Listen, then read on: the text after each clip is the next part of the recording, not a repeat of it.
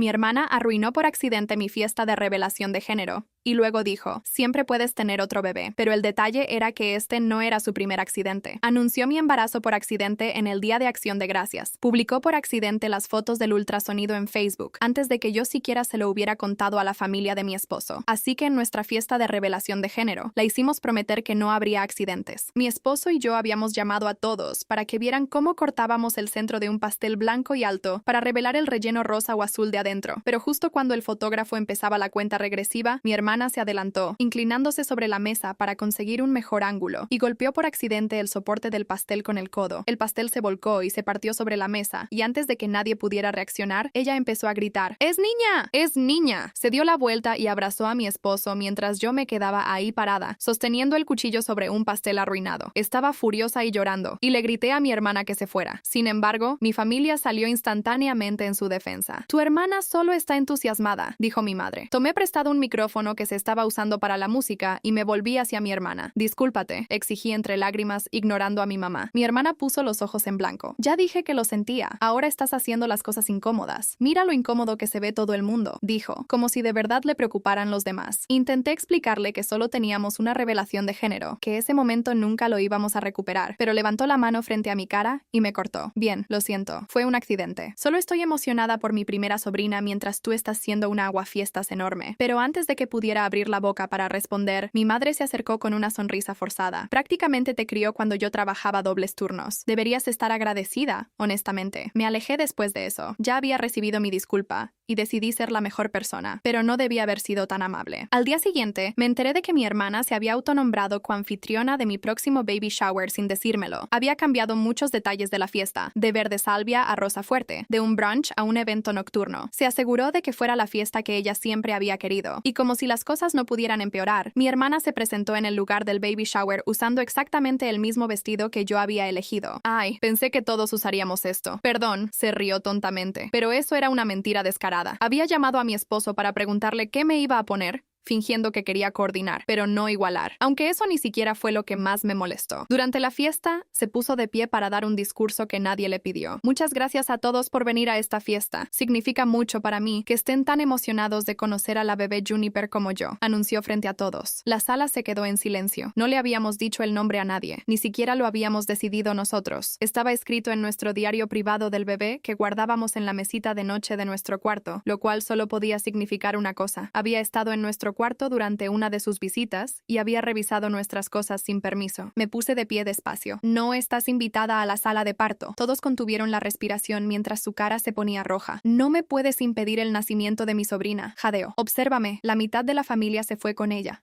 Hecha una furia. La otra mitad se quedó, pero se veía incómoda. Esa noche, publicó en Facebook sobre estar alienada de su sobrina por una hermana egoísta. Los siguientes días fueron tranquilos, salvo por los mensajes pasivo-agresivos y las publicaciones en redes sociales. Pero la semana antes de mi fecha programada de parto, sucedió algo indescriptible. Estaba tomando una siesta en la sala cuando escuché que la puerta se abría de golpe. En el umbral estaba mi hermana, sosteniendo una llave de nuestra casa. Aquí estás. Vine a disculparme, así que déjame ver el nacimiento de mi sobrina, ¿ok? Preguntó con naturalidad. La sangre se me heló mientras miraba fijamente la llave en su mano. Olvídate de la situación del parto. Esto era allanamiento de morada real. Esto ya no era normal. Esto era obsesivo. Llamé a mi esposo y le pedí que sacara a mi hermana y confiscara la llave. Una vez que se fue, miré a mi esposo. Tenemos que cambiar las cerraduras. Mi hermana está fuera de control, le dije, temblando. Tal como temía, mi hermana regresó a nuestra casa esa noche, pero esta vez con venganza. Si no puedo ver a mi sobrina, nadie puede, amenazó. Me quedé ahí paralizada, mirando fijamente la llave en su mano. Sus palabras sobre no dejar que nadie viera a mi bebé se repetían una y otra vez en mi cabeza. Mi esposo se movió rápido, se puso entre nosotras y levantó la mano. Le dijo que se tenía que ir ahora mismo y que lo que acababa de decir era completamente inaceptable. Ella empezó a discutir, pero él ya la estaba guiando hacia la puerta. Su voz era firme de una manera que nunca antes había escuchado. No podía moverme, no podía pensar con claridad. Solo observé cómo la acompañaba afuera hacia su carro. Me temblaban tanto las manos que apenas podía sostener el teléfono. No dejaba de pensar pensar en qué había querido decir con esa amenaza, si de verdad intentaría lastimarme a mí o al bebé, o hacer algo descabellado. A través de la ventana, la vi gritándole a él en la entrada, agitando los brazos, pero él solo extendió la mano hasta que ella dejó caer la llave en ella. Se subió a su carro y se fue, y finalmente pude respirar. Mi esposo entró de nuevo y cerró la puerta con seguro. Luego revisó cada cuarto, comprobando las ventanas. Yo ya estaba buscando en mi teléfono un cerrajero, con los dedos temblando torpemente sobre la pantalla. Encontré uno que hacía llamadas de emergencia y logré programarlo para las 8 de la mañana siguiente, lo cual se sentía como una eternidad de espera. Mi esposo me preguntó si estaba bien, y solo negué con la cabeza porque no lo estaba, ni de cerca. Después de colgar con el cerrajero, supe que necesitaba llamar a alguien oficial, alguien que pudiera decirme cuáles eran mis opciones. Marqué la línea no urgente de la policía y le expliqué toda la situación a la mujer que respondió. Me escuchó y luego me conectó con un oficial llamado Nolan Brandt, quien me pidió que empezara desde el principio. Le conté sobre la revelación de género, el baby shower, el haber descubierto que había revisado nuestras cosas, la llave, y especialmente la amenaza que acababa de hacer. No sonó sorprendido, ni como si pensara que yo estaba exagerando, lo cual me hizo sentir mejor. Me explicó que debía empezar a llevar un registro detallado de todo lo que ella hiciera, con fechas y horas, y las palabras exactas si podía recordarlas. Dijo que anotara quién había presenciado cada cosa y que guardara cualquier mensaje de texto o publicación en redes sociales que ella hiciera. Me dijo que si su comportamiento seguía empeorando, podría considerar una orden de restricción temporal, y me dio su número directo por si pasaba algo más. Escribí todo en un papel, con la mano todavía temblando. Mi esposo quería llamar a sus padres de inmediato y contarles lo que había pasado, pero yo no estaba segura de si debíamos decirle a todos ya o esperar hasta que hubiéramos cambiado las cerraduras. Terminamos teniendo una discusión bastante fuerte al respecto, con él diciendo que necesitábamos adelantarnos a cualquier historia que mi hermana fuera a contar, y yo preocupada de que decirle a la gente solo haría que todo explotara más. Él señaló que probablemente mi hermana ya estaba al teléfono inventando alguna versión donde ella era la víctima, y que si esperábamos demasiado, todos le creerían a ella primero. Odié que tuviera razón, pero la tenía. Finalmente acordamos que enviaríamos un solo mensaje a toda la familia al mismo tiempo, solo los hechos, para que nadie pudiera decir que estábamos ocultando algo o siendo dramáticos. Decidimos esperar hasta más tarde esa noche para tener tiempo de decidir exactamente qué decir. A las 11 de esa noche, escribí un mensaje al chat familiar grupal explicando que mi hermana había usado una llave que no sabíamos que tenía para entrar a nuestra casa sin permiso y que había hecho una declaración amenazante sobre nuestro bebé. Dije que ya no era bienvenida en nuestra casa hasta nuevo aviso y que estábamos tomando medidas para asegurar nuestra casa. Lo mantuve corto y objetivo, sin emociones, solo lo que había pasado. Mi esposo estaba en su teléfono al mismo tiempo, revisando nuestra aplicación de casa inteligente, y descubrió que le habíamos dado acceso a mi hermana al abridor de la puerta del garaje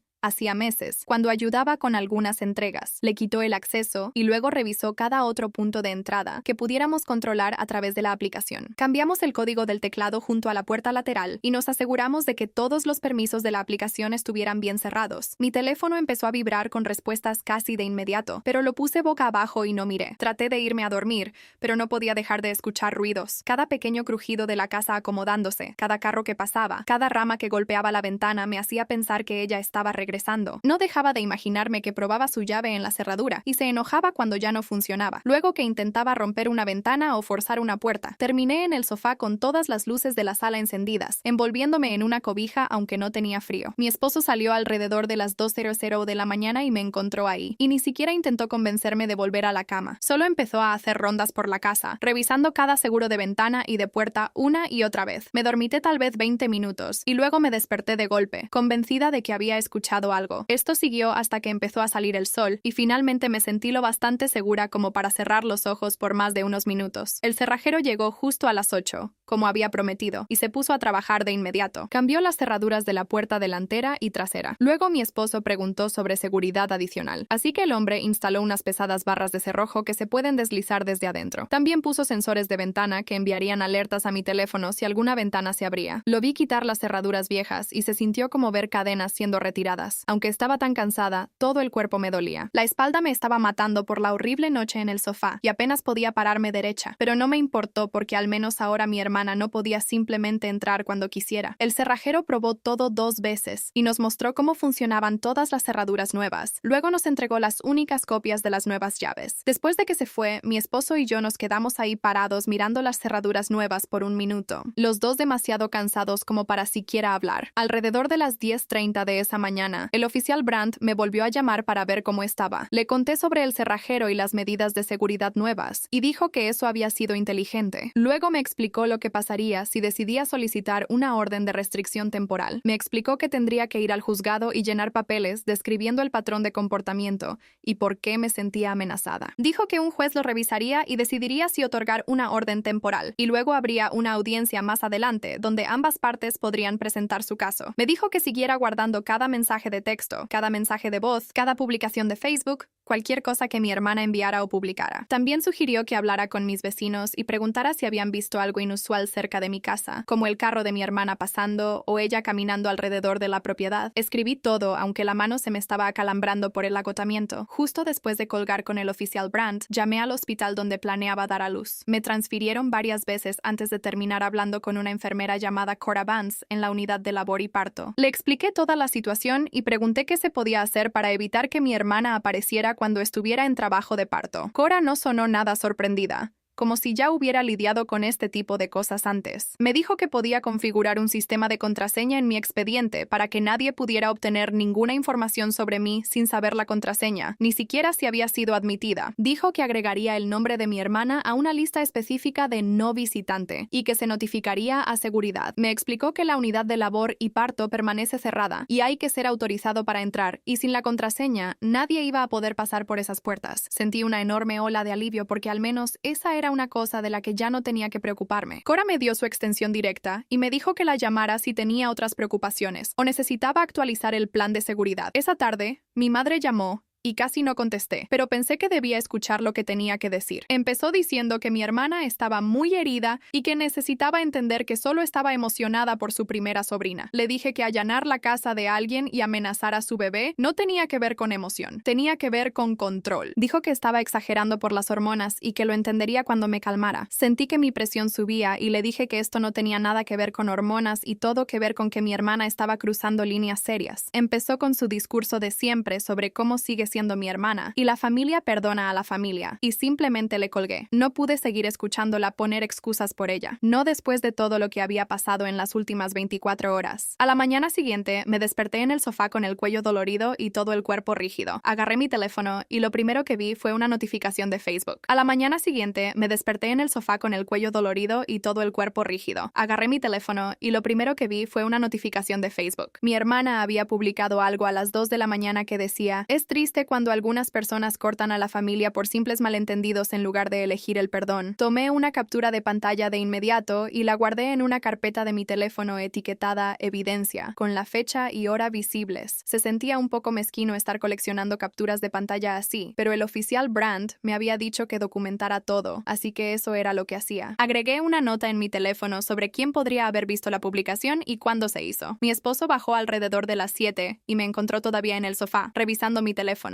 Se sentó a mi lado y le mostré la publicación de mi hermana. Se veía cansado y enojado a la vez. Hablamos un rato sobre cómo necesitábamos asegurarnos de que mi hermana no pudiera usarlo a él para llegar a mí. Sacó su teléfono ahí mismo y empezó a bloquear a mi hermana en todo. Primero su número de teléfono, luego su correo electrónico, después Facebook, Instagram e incluso LinkedIn. Lo vi hacerlo y sentí una ola de alivio porque significaba que de verdad estábamos haciendo esto juntos. Nos prometimos el uno al otro que ninguno de los dos hablaría a solas con mi hermana nunca más. Si de alguna manera lograba contactar a uno de nosotros, se lo diríamos al otro de inmediato y solo responderíamos juntos, si es que respondíamos. Después de que terminó de bloquear todo, sentí que necesitaba organizarme. Saqué un cuaderno del cajón de nuestro escritorio y me senté en la mesa de la cocina. Empecé a escribir todo lo que podía recordar sobre el comportamiento de mi hermana durante los últimos meses. El anuncio del embarazo en Acción de Gracias, las fotos del ultrasonido en Facebook, el desastre de la revelación de género, la toma de control del baby shower, el vestido idéntico, el anuncio del nombre habiendo entrado a nuestro cuarto, el incidente de la llave, la amenaza sobre el bebé. Escribí citas exactas cuando pude recordarlas y anoté quién estuvo presente para presenciar cada cosa. Me tomó casi una hora poner todo en papel. Cuando terminé, simplemente me quedé ahí mirando todo. Ver todo escrito así me hizo darme cuenta de cuánto había estado poniendo excusas por ella. Me había estado diciendo a mí misma que solo estaba emocionada, o que no lo decía en serio, o que no era tan grave. Pero mirando todo el patrón junto, en realidad era muy grave. Era mucho peor de lo que me había permitido admitir. Alrededor de las 10 de esa mañana, nuestro vecino Theo pasó por la casa. Traía correo que le habían entregado por error en su casa. Le agradecí y estaba a punto de cerrar la puerta cuando dijo que quería mencionar algo. Se veía incómodo, pero me dijo que había notado el carro de mi hermana pasando muy despacio frente a nuestra casa alrededor de la medianoche, 2 noches antes. Se me cayó el estómago. 2 noches antes era antes de que apareciera con la llave. Eso significaba que había estado vigilando nuestra casa incluso antes de lo que pensaba. Le pregunté a Theo si estaba seguro de que era su carro, y dijo que sí. Lo reconoció porque solía estacionarse en nuestra entrada todo el tiempo cuando nos visitaba. Le agradecí por contármelo y volví adentro sintiéndome enferma. Le conté a mi esposo lo que Theo había dicho, y los dos solo nos miramos. Mi esposo no dijo nada por un minuto. Luego fue a su laptop y empezó a buscar cámaras de seguridad. Para el mediodía, había pedido una cámara de timbre de video con envío nocturno. Cuando llegó al día siguiente, la instaló de inmediato. Le tomó como 1 hora montarla y conectarla a nuestros teléfonos. La probamos varias veces, caminando hacia la puerta y viendo aparecer la notificación en nuestros teléfonos con la transmisión en vivo. Me sentí un poco más segura sabiendo que tendríamos prueba en video si mi hermana volvía a aparecer. La cámara grababa todo y lo guardaba en la nube, así que aunque le pasara algo a la cámara misma, todavía tendríamos las imágenes. Esa misma tarde, un arreglo enorme de flores llegó a nuestra puerta. El repartidor me entregó esta cosa masiva con rosas rosadas y flores de bebé y todo tipo de flores elegantes. Había una tarjeta adjunta. La abrí y las manos empezaron a temblarme cuando leí lo que decía: "Nos vemos en la sala de parto. No puedo esperar a conocer a mi sobrina". Estaba tan enojada que apenas podía ver bien. Estaba tratando todo esto como una broma, como si no hubiera hablado en serio con lo que dije. Tomé fotos de la tarjeta y las flores desde varios ángulos, asegurándome de que la tarjeta se viera claramente en las fotos. Luego llamé a un asilo local y pregunté si aceptaban donaciones de flores. Dijeron que sí, así que manejé hasta allá y dejé todo el arreglo. No iba a guardar nada de ella en mi casa. A la mañana siguiente, tuve mi primera cita con una terapeuta llamada Bryn, que se especializaba en problemas de límites familiares. Mi doctora regular me la había recomendado después de que la llamé, llorando por toda la situación. La oficina de Bryn estaba en un edificio pequeño en el centro, y cuando entré, se veía muy tranquila y normal. Hablamos casi 1 hora sobre todo lo que había estado pasando. No pareció sorprendida en absoluto por nada de esto. Dijo que había trabajado con muchas familias lidiando con violaciones de límites y que el comportamiento de mi hermana definitivamente era preocupante. Me ayudó a empezar a hacer un plan de seguridad para diferentes situaciones que pudieran surgir, como qué hacer si mi hermana aparecía en el hospital, qué hacer si intentaba contactar a la familia de mi esposo, qué hacer si publicaba algo realmente malo en redes sociales. Bryn también me enseñó algunos ejercicios de respiración para cuando empezara a sentirme en pánico. Dijo que necesitaba cuidarme a mí misma y al bebé, y que eso significaba manejar mi nivel de estrés. Salí de su oficina sintiendo que al menos alguien entendía lo que estaba enfrentando. 2 días después, me reuní con el oficial Brandt de nuevo en la estación de policía. Me había pedido que fuera para poder trabajar en redactar un mensaje de cese y desista. Nos sentamos en una pequeña sala de reuniones y sacó una plantilla en su computadora. Juntos, la llenamos con detalles específicos sobre el comportamiento de mi hermana y declaraciones claras sobre lo que tenía que dejar de hacer. Sin contacto conmigo,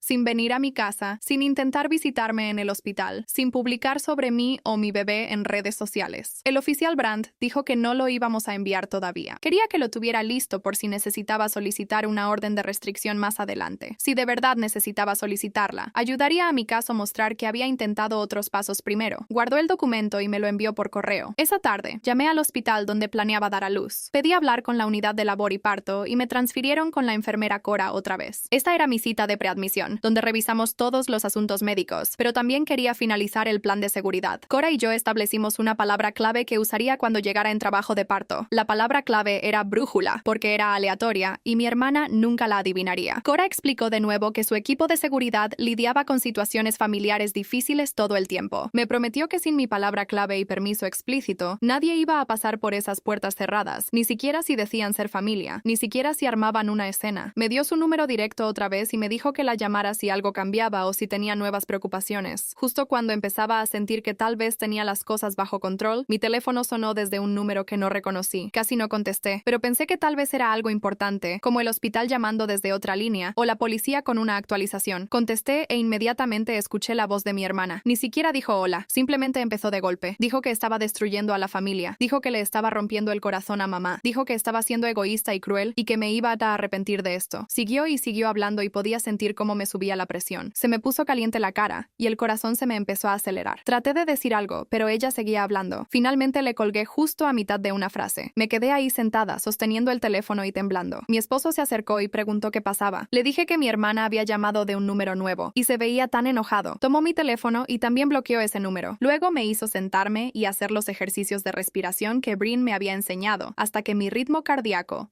volvió a bajar. Esa noche no pude dormir, así que me senté en la mesa de la cocina con mi teléfono y empecé a hacer una lista. Creé un documento nuevo y lo titulé Contactos de emergencia. Escribí el número directo del oficial Brandt hasta arriba. Luego agregué la línea de seguridad del hospital que Cora me había dado. Revisé mis contactos y encontré el número de nuestra amiga abogada, y también lo agregué. El número de Theo fue el siguiente porque nos había estado cuidando. Lo organicé por situación. Si mi hermana aparecía en la casa, llamar primero a Theo para ver si había visto algo.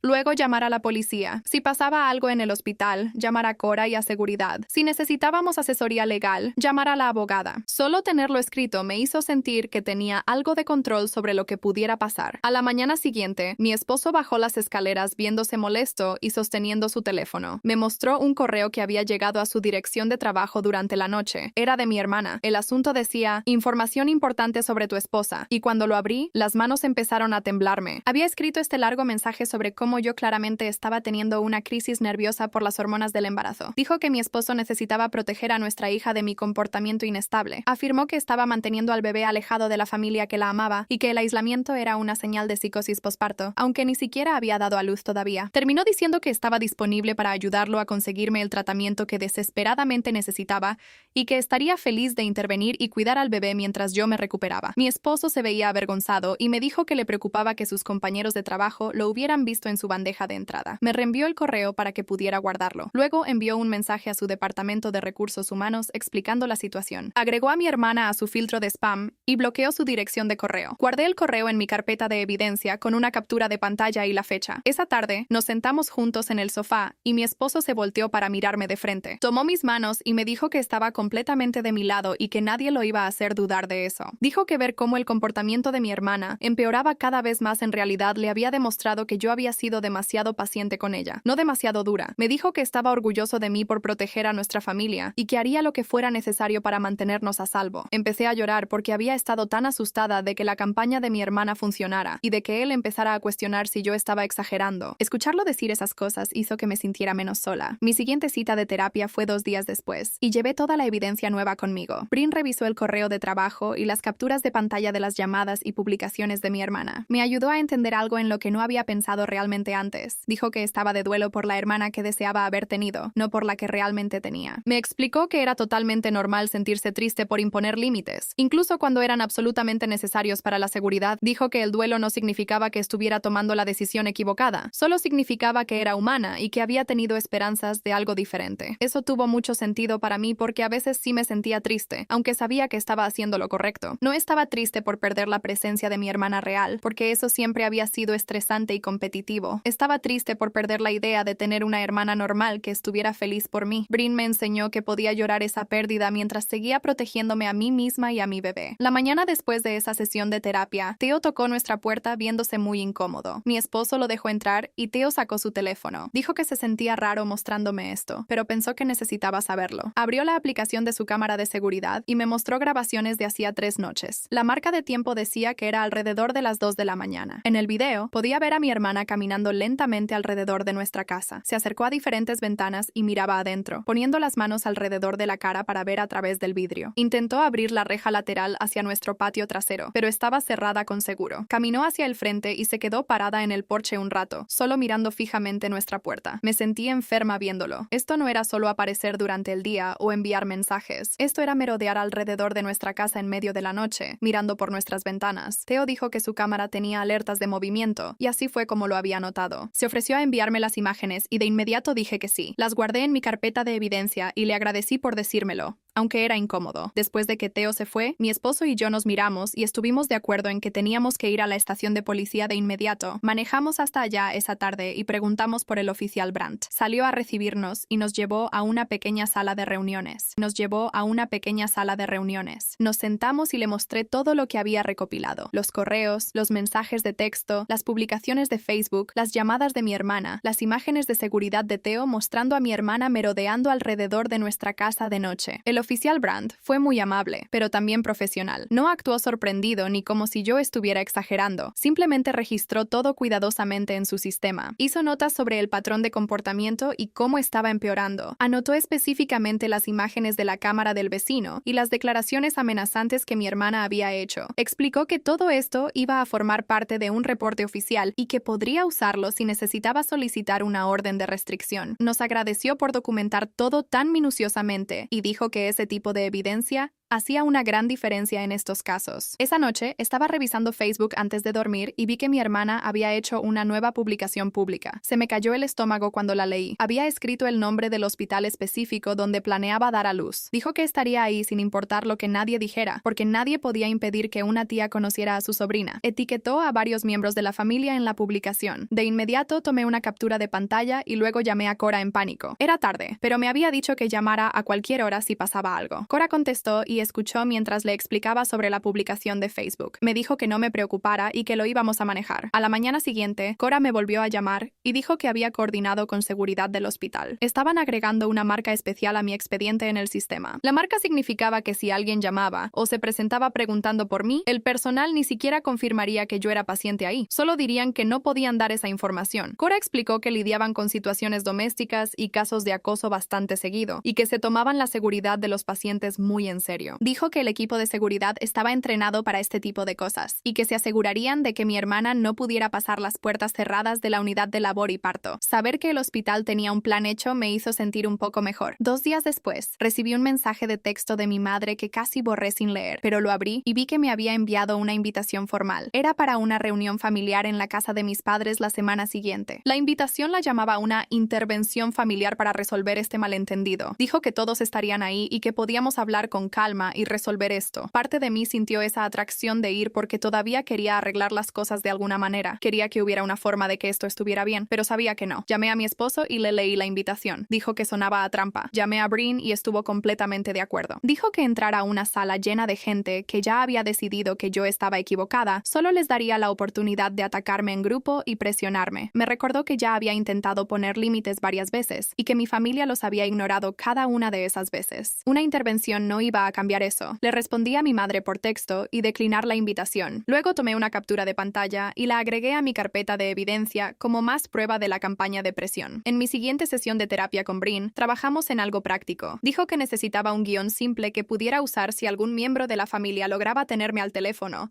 o acorralarme en algún lugar. Se nos ocurrieron 2 frases. No voy a hablar de esto. Esta conversación se terminó. Eso era todo. Solo esas 2 frases. Breen me hizo practicar decirlas una y otra vez hasta que pude decir las palabras, sin que me temblara la voz o sin disculparme después. Dijo que la clave era no explicar, ni justificar, ni discutir. Solo declarar el límite y terminar la conversación. Jugamos diferentes escenarios donde algún miembro de la familia pudiera intentar culparme o discutir conmigo. Cada vez practiqué diciendo mis 2 frases y luego fingí colgar o alejarme caminando. Para el final de la sesión, sentí que de verdad podía hacerlo si tenía que hacerlo. A la mañana siguiente, me reuní con el oficial Brandt en el juzgado y me guió por cada formulario que tenía que llenar para la orden de restricción temporal. Me temblaban las manos mientras escribía fechas y descripciones de lo que mi hermana había hecho, y verlo todo en papel lo hizo sentir más real y más aterrador al mismo tiempo. El oficial Brandt fue paciente y me ayudó a organizar todo en el orden correcto, explicándome lo que el juez querría ver y cómo describir el patrón de comportamiento. Tuve que incluir el incidente de la revelación de género,